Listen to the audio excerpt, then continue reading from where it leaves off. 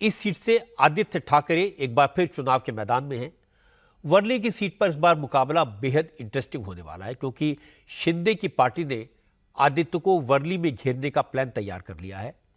शिंदे की शिवसेना ने इस बात के संकेत दिए हैं कि आदित्य के खिलाफ इस बार मजबूत उम्मीदवार उतारा जाएगा। पहले इस बात की चर्चा थी कि शाइना एनसी को शिंदे की पार्टी से लड़ाया जा सकता है, लेकिन बाद में इस बात का इशारा मिला कि शिंदे की पार्टी के राज्यसभा सांसद मिलिंद देवड़ा वर्ली से चुनाव लड़ सकते हैं। मिलिंद देवड़ा के ट्वीट के बाद यह लगभग तय है कि वो वर्ली से चुनाव लड़ने जा रहे हैं। मिलिंद देवड़ा ने लिखा, मुख्यमंत्री शिंदे वर्ली की जनता को इंसाफ दिलाने में यकीन रखते हैं। हम मिलकर इसका रास्ता तैयार करेंगे और जल्दी ही अपना विजन शेयर करेंगे। It's Worli now.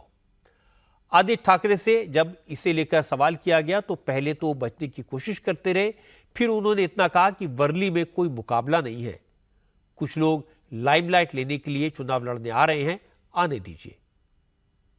बहुत सारे उम्मीदवार लड़ेंगे, बहुत सारी पब्लिसिटी के लिए लड़ेंगे, चुनाव है। तो महायुति ने एक कड़ा उम्मीदवार खड़ा किया।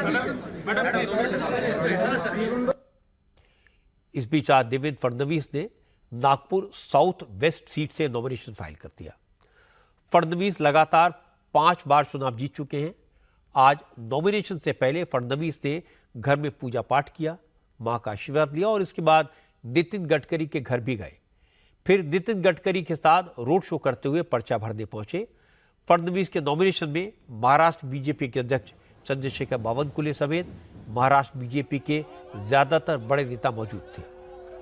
कांग्रेस ने फडणवीस के खिलाफ प्रफुल्ल गुर्डे को उतारा है। नामांकन के बाद फडणवीस ने कहा, कौन उनके सामने है इसकी उन्हें फिक्र नहीं है, उन्हें अपने काम पर, जनता के प्यार पर भरोसा है। जैसे जनता ने 5 बार जिताया, वैसे ही 6ठी बार भी जिताएगी। 6ठी बार मुझे विधानसभा का टिकट दिया है और जिस प्रकार से 5 बार जनता का आशीर्वाद मेरे साथ रहा है, 6वीं बार भी वो आशीर्वाद मुझे मिलेगा। महाराष्ट्र में हमारी महायुति की सरकार ने जो काम किया है, उस काम की बदौलत फिर एक बार जनादेश हम प्राप्त करेंगे। महायुति की सरकार फिर एक बार महाराष्ट्र में आएंगी और नागपुर में हमारी सारी सीटें पूरे बहुमत के साथ जीतेगी, मेरा विश्वास है। एक ही लक्ष्य है, जो महाराष्ट्र को विकास की गति हमने दी है, जो महाराष्ट्र की प्रगति हमने की है, उसको निरंतर जारी रखने के लिए वापस महायुति की सरकार लाना, ये एक ही लक्ष्य है।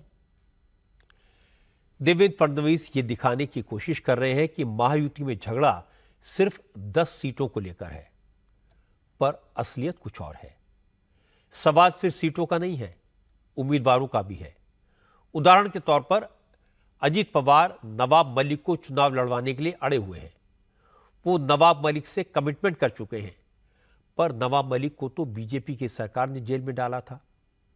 देवेंद्र फडणवीस उनके लिए वोट कैसे मांगेंगे? वैसे भी देवेंद्र फडणवीस का अपना कुछ ठिकाना नहीं है। उन्हें नहीं पता कि वो एक बार फिर मुख्यमंत्री बनने की महत्वाकांक्षा पूरी कर पाएंगे या नहीं। दिल्ली के एक प्रभावशाली नेता फडणवीस को 2 बार किनारे पर लगा चुके हैं। कमोबेश यही हाल एकनाथ शिंदे का है। बीजेपी के नेता कहते हैं कि चुनाव एकनाथ शिंदे के नेतृत्व में लड़ा जा रहा है, पर कोई यह नहीं कहता कि अगर महायुति चुनाव जीती तो शिंदे को फिर से चीफ मिनिस्टर बनाया जाएगा। शिंदे असमंजस में है। बीजेपी के मुकाबले शिंदे सेना को जितनी सीटें लड़ने के लिए मिली हैं, वो शिंदे के लिए अच्छा संकेत नहीं है। इसीलिए महायुति महाविकास आघाड़ी के झगड़ों के बारे में कुछ कहने से पहले अपने गिरबान में झांक कर देखे तो बेहतर होगा।